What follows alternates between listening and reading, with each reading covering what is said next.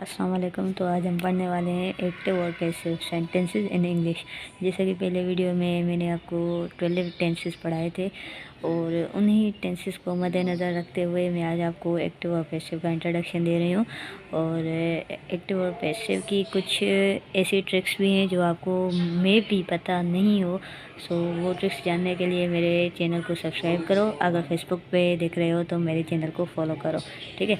So first of all, active और passive हम क्यों यूज़ करते हैं कि एक ही टेंस को या एक ही सेंटेंस को हम कितने डिफरेंट तरीक़ों में बोल सकते हैं, ठीक है। फॉर एग्ज़ाम्पल, मैं खाना खा रही हूँ तो मुझसे खाना खाया जा रहा है, ठीक है। तो ये सारे एक्सप्रेशंस को हम इंग्लिश में कन्वर्ट कर सकते हैं एक्टिव पैसिव के तरीके से, डायरेक्ट इनडायरेक्ट के तरीके से, कंडीशनिंग सेंटेंसेस के तरीके से, कॉम्प्लेक्स सेंटेंसेस में, कंपाउंड सेंटेंसेस में। सो उन सारी टेक्निक्स में से जो आज हम पढ़ने जा रहे हैं वो है एक्टिव और पैसिव टेक्निक, ठीक है। फॉर एग्ज़ाम्पल, अगर हम कोई भी एक सेंटेंस लेते हैं तो शुरुआत हम प्रेजेंट सिंपल टेंस से करते हैं। और मेरा जो तरीका था कंपेयर और कंट्रास्ट वाला तरीका था, तो मैं आज आपको एक्टिव और पैसिव कंपेयर और कंट्रास्ट के ही वे में पढ़ाऊँगी, ठीक है। For example, present simple tense का फर्स्टली हम एक्टिव और पैसिव समझते हैं ना। तो हम प्रेजेंट सिंपल से एक्टिव सेंटेंस अगर लेते हैं, आई ईट अ मैंगो, ठीक है। तो ये एक्टिव सेंटेंस है प्रेजेंट सिंपल का। अगर इसको हम पास्ट में एक्टिव बनाएं तो कैसे रहेगा? आई एट अ मैंगो, ठीक है। मैंने पहले भी ये समझाया था कि प्रेजेंट सिंपल में फर्स्ट फॉर्म ऑफ वर्ब होता है, पास्ट सिंपल में सेकंड फॉर्म ऑफ वर्ब होता है, बाकी फॉर्मेशन सेम ही रहती है, ठीक है। तो ये हमें पता है कि यहाँ पे सब्जेक्ट आता है, यहाँ पे वर्ब आता है और यहाँ पे ऑब्जेक्ट आता है, और ये एक्टिव की फॉर्मेशन है, ठीक है। पैसिव की फॉर्मेशन में हम ऑब्जेक्ट को पहले लेकर आते हैं, फिर हम इसके हेल्पिंग वर्ब रखते हैं, ठीक है। हेल्पिंग वर्ब प्रेजेंट सिंपल के कौन से हो जाते हैं? वो होंगे बी फॉर्म्स। बी फॉर्म्स में क्या आ जाता है? इज़, एम और आर, ठीक है।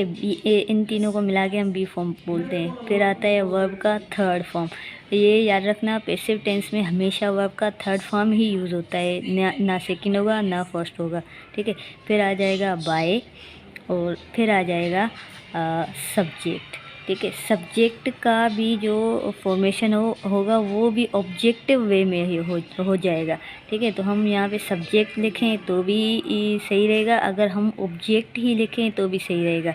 तो हम इसको सब्जेक्ट क्यों बोलते हैं? ताकि हमें निशानदेही हो जाए कि हम इसकी बात कर रहे हैं, ठीक है, इस सब्जेक्ट की, सही है। तो ऑब्जेक्ट हम अगर पहले लिखते हैं अ मैंगो, ठीक है, अ मैंगो, वर्ब के बाद जो भी आर्टिकल्स आएंगे या नाउन्स आएंगे हम उन सभी को ऑब्जेक्ट ही कंसिडर करेंगे, ठीक है। मैंगो, फिर मैंगो अगर सिंगुलर है तो बी फॉर्म से हम इज़ लेंगे, इज़।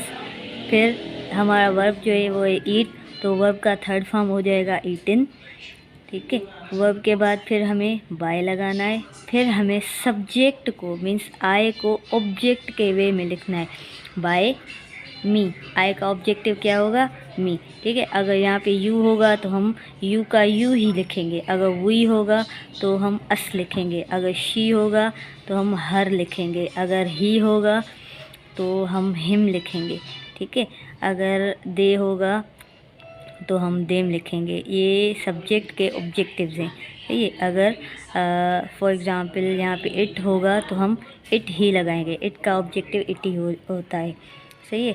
तो ये था प्रेजेंट सिंपल के एक्टिव का पैसिव, ठीक है। अगर हम पास्ट का देखें तो पास्ट की भी फॉर्मेशन यही होगी, सही है। पास्ट में हमें पता है कि वर्ब का सेकंड फॉर्म लगता है, तो हम यहाँ पे जो इसके हेल्पिंग वर्ब होंगे ना, हेल्पिंग वर्ब को हम सेकंड बना देंगे। फॉर एग्ज़ाम्पल, पास्ट में हम कौन से हेल्पिंग वर्ब यूज़ करते हैं?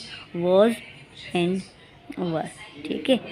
तो ए मैंगो, अब मैंगो सिंगुलर है, हमें पता है सिंगुलर के साथ वॉज लगता है, वॉज ईटन बाय मी, ठीक है। तो ये इज़ था, तो हमें पता चला कि ये प्रेजेंट सिंपल का पैसिव है, और यहाँ पे वॉज है तो हमें पता चला है कि पास्ट सिंपल का पैसिव है। ठीक है। अगर हमारे पास एक क्वेश्चन आता है, इसका ही हम एक सेंटेंस में प्रैक्टिस करते हैं, फिर मैं आपको एक ट्रिक बताती हूँ। ठीक है। तो अगर यहाँ पे हमारे पास क्वेश्चन है कि यू स्यू क्लॉथ्स, ठीक है। तो हमें पता है कि स्यू जो है वो सेकंड, फर्स्ट भी यही है, सेकंड भी यही है। ठीक है। स्यू मीन्स कपड़े को सिलना। तो स्यू स्यू स्यू एक ये टेंस होता है, like sew sew, and then आ जाता है स्यून भी होता है और स्यूड भी होता है। ठीक है, जो आपको इजी लगे। ठीक है। तो ये हमें कैसे पता चले कि ये प्रेजेंट का है या पास्ट का है। यू स्यू क्लॉथ्स, ये कपड़े सिलती है या ये कपड़े सिलती थी। तो अगर हम इसका पैसिव बनाएंगे तो पैसिव से हमें अंदाज़ा होगा कि ये प्रेजेंट की बात कर रहा है या पास्ट की बात कर रहा है। For example clothes are, clothes अब प्लूरल है तो हम और आर लगा रहे हैं। Clothes are sewn by you, you का ऑब्जेक्टिव यू ही होता है। ठीक है। ये था, अगर हमने आर लगाया है तो हमें पता चला कि ये प्रेजेंट का सेंटेंस था, प्रेजेंट सिंपल टेंस का। अगर हम यहाँ पे लिखते हैं clothes were sewn by you, तो हमें पता चलेगा कि यहाँ पे वर है, क्लॉथ्स है, पिलुलर में हम वर लगा रहे हैं। वर है तो ये पास्ट का पैसिव है। ठीक है। सो ये दो जो टेंसेस है, इसके हमने एक्टिव और पैसिव सीख लिए हैं। अभी जो ट्रिक मैं बताने जा रही हूँ वो आपने कैसे याद रखनी है। ठीक है। यहाँ पे कुछ ऐसे वर्ब्स भी होते हैं जिनके पैसिव नहीं बनते। सही है। तो हमें डीप जो ग्रामर होती है उसमें बताया जाता है ट्रांजिटिव वर्ब्स और इनट्रांजिटिव वर्ब्स, इन सबको आपने याद रखना है वगैरह वगैरह। तो मैं आपको बता रही हूँ कि तो याद रखने की क्या चीज़ है। अगर हम यहाँ पे लिखते हैं शी राइट्स, ठीक है, विद अ पेन, तो अब इसका पैसिव कैसे बनेगा। अगर इसके ही कंपैरिजन में मैं लिखती हूँ शी रीड्स अ बुक, तो हमें पता चलता है कि इसका तो पैसिव हम बना लेंगे, लेकिन she writes with a pen का पैसिव कैसे होगा। तो ये ट्रिक मैं आपको कैसे समझाऊंगी, ये देखो। यहाँ पे सब्जेक्ट आ गया, फिर वर्ब आ गया, और वर्ब के डायरेक्ट बाद ये भले आर्टिकल आ जाए और भले नाउन आ जाए, तो इससे हमें पता चलेगा कि इसका पैसिव बन जाएगा। लेकिन अगर सब्जेक्ट फिर वर्ब के डायरेक्ट बाद अगर प्रीपोजिशन आ जाता है और उसके बाद नाउन और आर्टिकल आ जाता है, तो इसका पैसिव नहीं बनेगा। ठीक है। For example she reads a book का पैसिव कैसे होगा। अ बुक इज़ रीड का थर्ड फॉर्म रीड ही है, बाय हर। सही है। तो इसका पैसिव बन गया। लेकिन she writes with a pen का पैसिव हम कैसे बनाएंगे, हमें कैसे पता चलेगा कि ऑब्जेक्ट कौन सा है, विथ है या अ पेन है। तो ये कन्फ्यूजन हो जाएगा और इसको हम सिंपली बोलेंगे कि नो पैसिव। ठीक है, नो पैसिव। सिमिलरली अगर मैं यहाँ पे एक सेंटेंस लिखती हूँ आई गो टू स्कूल, ठीक है। अब कैसे पता चलेगा कि इसका पैसिव बनेगा या नहीं बनेगा। ऑक्सफोर्ड ग्रामर की बुक में बाकायदा वर्ड्स लिखे हुए होते हैं कि go, right, seem, consist of, depend, इन सारे वर्ब्स का पैसिव नहीं बनता। तो हमें याद रखने की अब ज़रूरत नहीं पड़ती। अब हम बस समझ जाएंगे वर्ब के डायरेक्ट बाद अगर प्रीपोजिशन आ जाता है तो आप समझ लो कि इसका पैसिव नहीं होगा। ठीक है। अब सिमिलरली अगर मैं यहाँ पे लिखूँ आई विजिट अ गार्डन, तो हमें पता चलता है कि वर्ब के डायरेक्ट बाद आर्टिकल के डायरेक्ट बाद नाउन आ जाता है। तो इस सारे आर्टिकल और नाउन को हम ऑब्जेक्ट कंसीडर करेंगे। तो अ garden is visited by me, ठीक है। तो इसका हमें पता चल गया कि पैसिव बन जाता है। सिमिलरली अगर यही सेंटेंस अगर पास्ट में आई विजिटेड अ गार्डन, तो इसका कैसे बनेगा? अ garden was visited by me. ठीक है, तो हमें इस सारी वीडियो में हमें क्या क्या क्या क्या सीखने को मिला? एक प्रेजेंट सिंपल और पास्ट सिंपल, इन दोनों के पैसिव कैसे बनाने, और कौन से इससे वर्ड्स हैं जिससे हमारे पैसिव नहीं बनेंगे, और हमें कैसे पता चलेगा कौन से सेंटेंस में प्रीपोजिशन है तो उसका पैसिव नहीं बनेगा। अगर प्रीपोजिशन नहीं है मीन्स वर्ब के डायरेक्ट बाद आर्टिकल और नाउन आ जाता है तो हम उसका पैसिव बना सकते हैं। Thank you so much.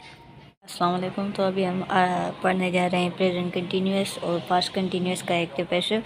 पहले मैंने एक वीडियो अपलोड की है प्रेजेंट सिंपल और पास्ट सिंपल के एक्टिव पैसिव की। अगर आपने वो नहीं देखी तो आपको उसकी लिंक में कमेंट में रख देती हूँ मला।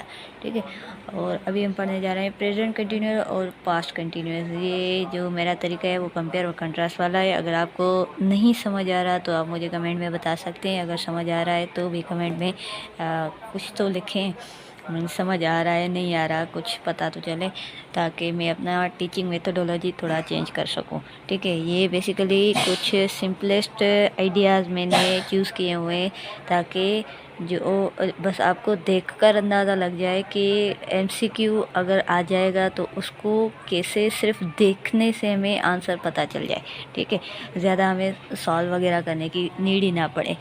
ठीक है, तो अभी हम शुरू करते हैं प्रेजेंट कंटिन्यूअस और पास्ट कंटिन्यूअस की एक्टिव और पैसिव की क्या डिफरेंसेस हैं। ठीक है, फॉर एग्जांपल हमें पता है कि subject plus be form plus verb one means first form of verb plus ing plus object. ठीक है, ये फॉर्मेशन है प्रेजेंट कंटिन्यूअस की। और पास्ट की क्या फॉर्मेशन है? Subject plus was were. ठीक है, बाकी सारी फॉर्मेशन सेम है, was were plus verb one plus इंग और प्लस ऑब्जेक्ट। ठीक है, तो सब्जेक्ट की जगह पे हम कोई भी अगर हम लिखते हैं I am reading a book, reading a book.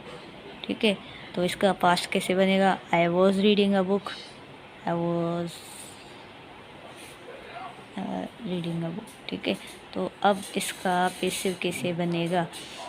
दोनों में कोई भी डिफरेंस नहीं होगा, बस सिर्फ एक मेन वर्ड का डिफरेंस आएगा। वो क्या है?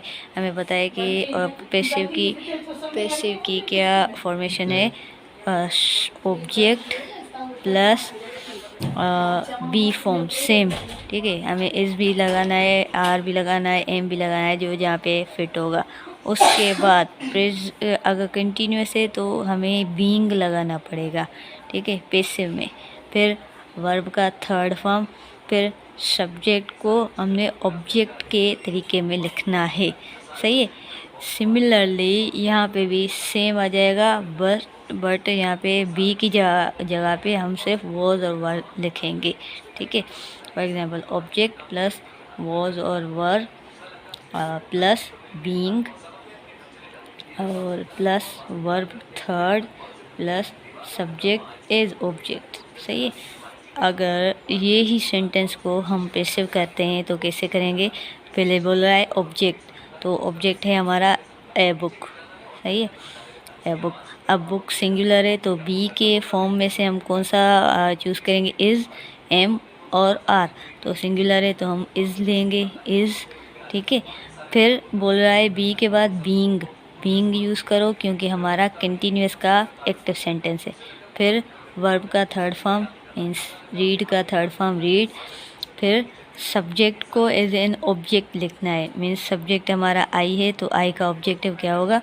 सॉरी, यहाँ पे प्लस बाय, फिर subject object by me.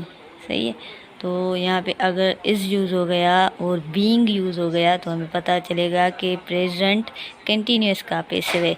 Similarly अगर यहाँ पे मैं ए बुक वॉज लगाती हूँ, was being red bye me. ठीक है, तो वॉज और बीइंग से पता चलता है कि ये पास्ट का कंटिन्यूअस है। ठीक है, दोनों में सिर्फ क्या कौन से वर्ड्स का डिफरेंस आ गया, इज़ और वॉज का, बाकी सेम है। ठीक है, तो इससे हम अंदाज़ा लगा सकते हैं कि अगर बीइंग आएगा तो ये कंटिन्यूअस होगा, अगर बीइंग हम हटा देते हैं तो सेम सिंपल प्रेजेंट सिंपल और पास्ट सिंपल आ जाएगा। ठीक है, सिर्फ बीइंग से हमें कंटिन्यूअस का अंदाज़ा हो जाता है। Thank you so much. Present perfect, पहले तो हमें फॉर्मेशन आनी चाहिए कि इसकी फॉर्मेशन क्या है। सब्जेक्ट हैव और हैज़ प्लस वर्ब का थर्ड फॉर्म प्लस ऑब्जेक्ट।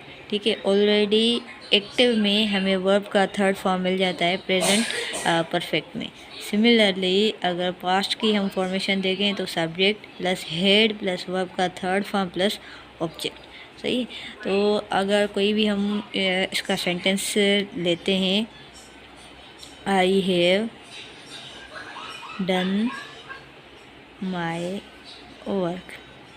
ठीक है, और यहाँ पे हम लिखते हैं I had done my work. सही है, तो I have done my work and I had done my work.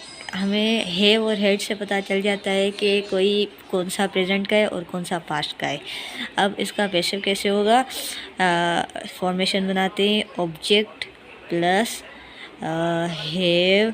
अगर प्रेजेंट परफेक्ट का बनाना है, हैव और हैज़, फिर उसके बाद हम लगाएंगे बीन। ठीक है, अगर पैसिव करना है तो बीन प्लस वर्ब का same third form plus by और प्लस ऑब्जेक्ट। ठीक है, सब्जेक्ट इज एन ऑब्जेक्ट।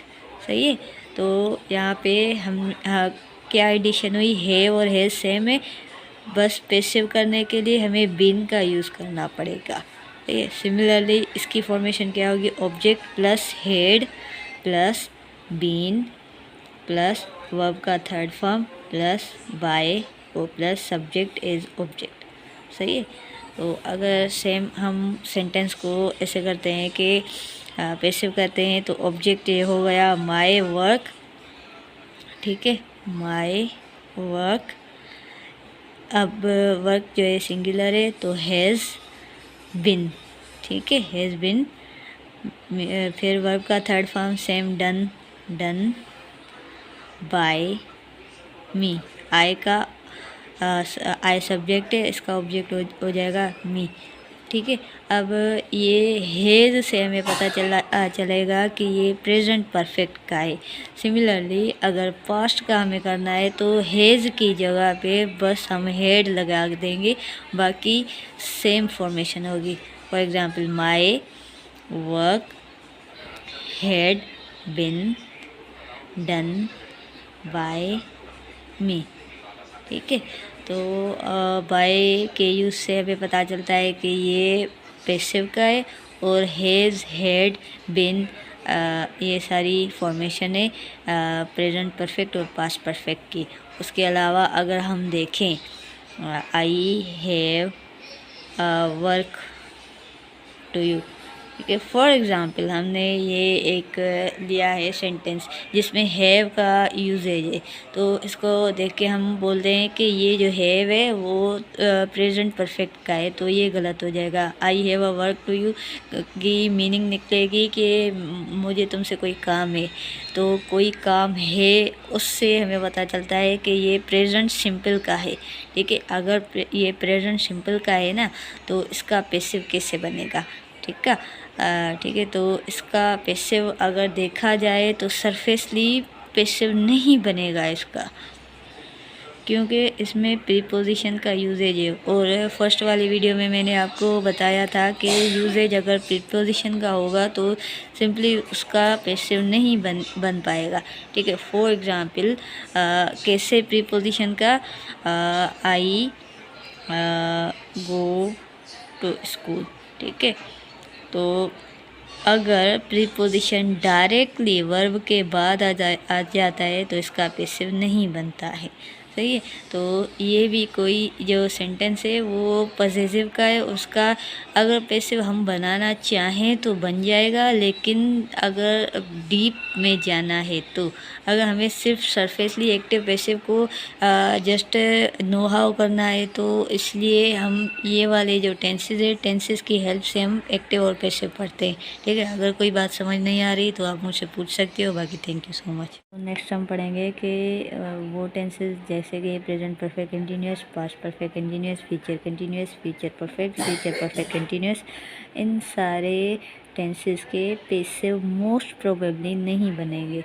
ठीक है, अगर आप बनाना चाहते हो तो आप बना सकते हो, बट वो बहुत मुश्किल हो जाएगा और आप खुद ही कंफ्यूज हो जाओगे। सो बेहतर यही होता है ग्रामर के बुक्स से कि ये जो टेंसेस हैं इनके आप पैसिव ना बनाओ तो ही अच्छा है।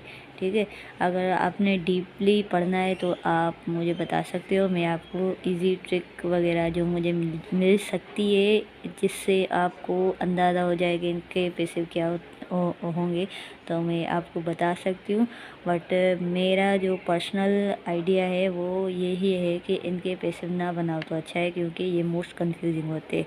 ठीक है, बाकी लास्ट में बचता है फ्यूचर सिंपल टेंस, इसका पैसिव रहता है, तो मैं आपको अभी वीडियो में 2-3 मिनट में समझा दूंगी। तो यहाँ पे हमारी एक्टिव पैसिव की जर्नी ख़त्म हो जाएगी। कल मैं आपको पढ़ाऊँगी कंडीशनिंग सेंटेंसेस और डायरेक्ट इनडायरेक्ट। ठीक है, सो इसके हिसाब से अगर कोई भी क्वेश्चन, कोई भी कन्फ्यूजन आपको हो तो आप मुझे कमेंट में बता सकते हैं।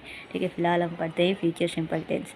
फ्यूचर सिंपल टेंस का मैंने आपको एक फार्मूला ये बताया था कि अगर सब्जेक्ट है और विल शल प्लस वर्ब का फर्स्ट फॉर्म प्लस ऑब्जेक्ट। ठीक है, मैंने आपको ये बताया था कि शल जो है वो आए और वुई के साथ लगता है। मोस्टली हम आए के साथ विल लगाते हैं, जो कि गलत होता है। बट अगर आपने विल यूज़ करना है आए के साथ तो आप कर सकते हो, बट अगर आपने सेंटेंस को इंट्रोगेटिव में बनाना है तो आपने आए और वुई के साथ शल ही लगाना है, विल नहीं लगाना है। ठीक है, जैसे शल वी गो। ठीक है, शल वी गो, तो वही के साथ शल आ जाएगा, आई के साथ भी शल आ जाएगा। ये मोस्ट इम्पॉर्टेंट ट्रिक होती है और ज़्यादातर पूछा भी जाता है। सही है, तो अभी हम पढ़ेंगे कि इसका पैसिव कैसे बनेगा। पहले फॉर्मेशन देखते हैं, ऑब्जेक्ट प्लस शल और विल प्लस बी। ठीक है, यहाँ पे हम बी यूज़ करेंगे। फिर आ जाएगा वर्ब का थर्ड फॉर्म, जैसे हमने पैसिव के सेंटेंसेस में देखा है, फिर बाय और प्लस सब्जेक्ट इज़ ऑब्जेक्ट। ठीक है, फॉर एग्जांपल हमारा एक्टिव का अगर सेंटेंस है, आई शल विजिट अ गार्डन। ठीक है, आई शल विजिट अ गार्डन, मैं गार्डन घूमने जाऊंगा। तो इसका पैसिव कैसे बनेगा, अ गार्डन शल बी। ठीक है, शल बी विजिटेड बाय मी। ठीक है,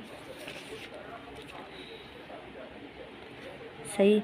अगर आपने सारी सीरीज़ देखी हैं और आपके माइंड में अगर क्वेश्चन आ जाता है कि इट का हमने कोई भी सेंटेंस वगैरह नहीं बनाया है, तो अभी मैं इट का बना के देती हूँ। It will drink milk. ठीक है, हमने जो 1, 2, 3 क्लास में पढ़ा था कि इट जो है वो नॉन लिविंग थिंग्स के साथ यूज़ होता है, बट 5 क्लास में हमने ये भी पढ़ा था कि इट जो है वो एनिमल्स के साथ लगता है।